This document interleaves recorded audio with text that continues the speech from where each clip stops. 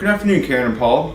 So today we kind of wanted to go over your current portfolio evaluation for you guys to see where things currently stand.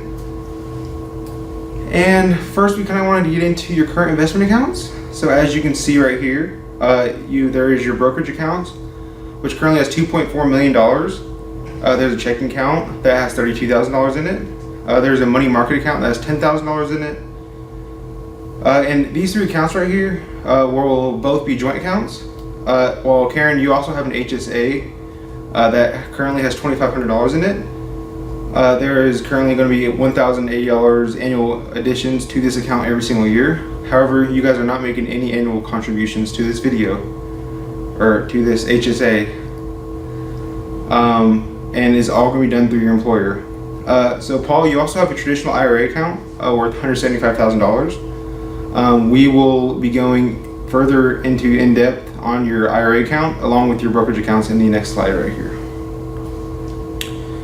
So as you can see right here, you guys currently have a Morgan Stanley account worth $250,000. You guys have an Apple account worth $1.2 million. You guys also have an Amazon account worth $600,000. And lastly, you guys have a ProFunds account worth $350,000. All four of these accounts are in your brokerage accounts, and these are all going to be taxable accounts. And then, Paul, for your IRA account, you have a JP Morgan account worth $50,000, and you also have a Vanguard Mega Cap account worth $125,000. So these will both be tax deferred, and here in the next meeting, we will be going in depth on what these mean and what you can do with these, like in relation to tax accounts. So right here, this is going to be your current asset allocation. So basically, as you can see right here, the large cap value stock along with the large cap growth stock are both your two highest accounts. And what this basically means is, although these have a high rate of return, these also will have a very there's just going to be like very risky. So as you can also see right over here, you guys don't have a whole lot of bond accounts, and the importance of the bond accounts is that even though they're a low rate of return account, they are very safe. There isn't a whole lot of risk involved with them, but we will get into more of your risk tolerances and what this stuff means a little bit later.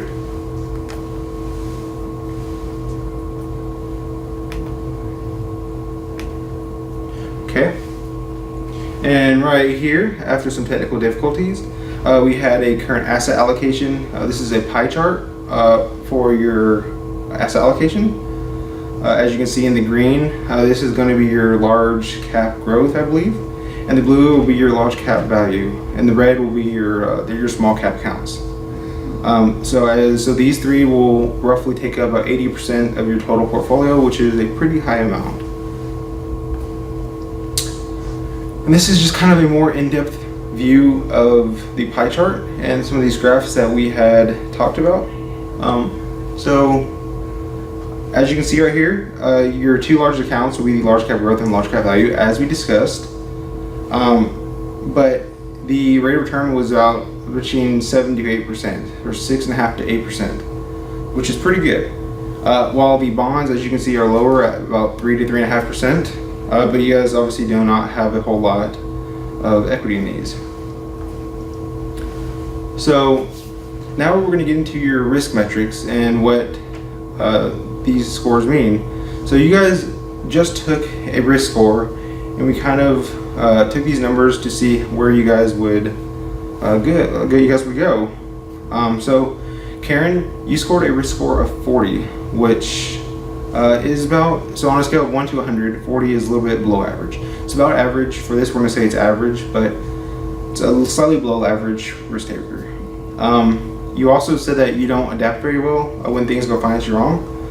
However, you have dealt with a medium amount of financial risk in the past, so maybe this kind of plays into account of maybe why you don't want to take as much risk anymore. Then you also are willing to take a medium amount of risk like you're willing to take a medium amount of risk. And then for Paul, you currently have a risk score of 75, which is obviously pretty high. So you're a high risk taker. However, you said that you are somewhat easily adapt when things go financially wrong. However, you have not dealt with a whole lot of financial risk in the past. So this is, I guess, something sort of new to you. Also, you are also, same as Karen, you're willing to do a medium amount of risk. So now we're going to talk about some strengths right here. So as you can kind of tell a little bit, but you guys have a diversified portfolio, meaning that you have 6 accounts, but so it isn't like you only have 2 accounts, and you have at least looked at other stocks and other accounts, which is a good start. However, we will get into some of the negatives of this shortly. So this account also currently has a rate of return of 6.84%, which is pretty good. So and this will help fund your goal.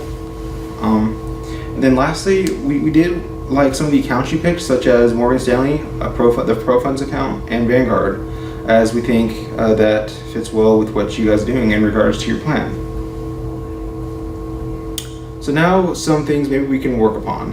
So as I've kind of already hit on a little bit, you guys have a little bit too much equity in your accounts, and not a fixed income. So the fixed income is the bonds and things of that nature.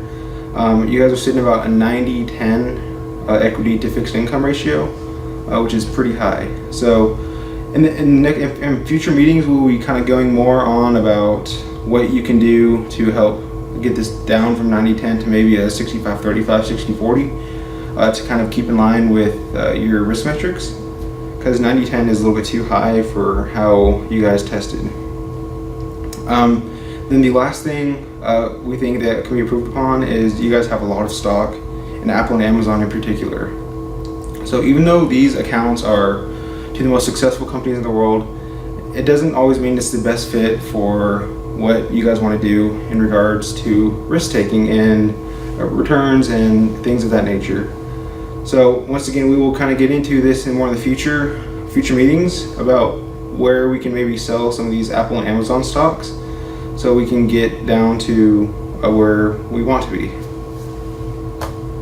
And then for the next meeting, so I kind of just want to talk to you guys what we might talk on the next meeting, which will be talking about your future asset allocation. So as I've kind of hit on already, but we will be talking about where you can put some of this money from the Apple and Amazon accounts, and then also maybe what other funds we can allocate to. So thank you, Karen and Paul. It's really nice to meet you guys again, and I hope to see you guys here in a little bit.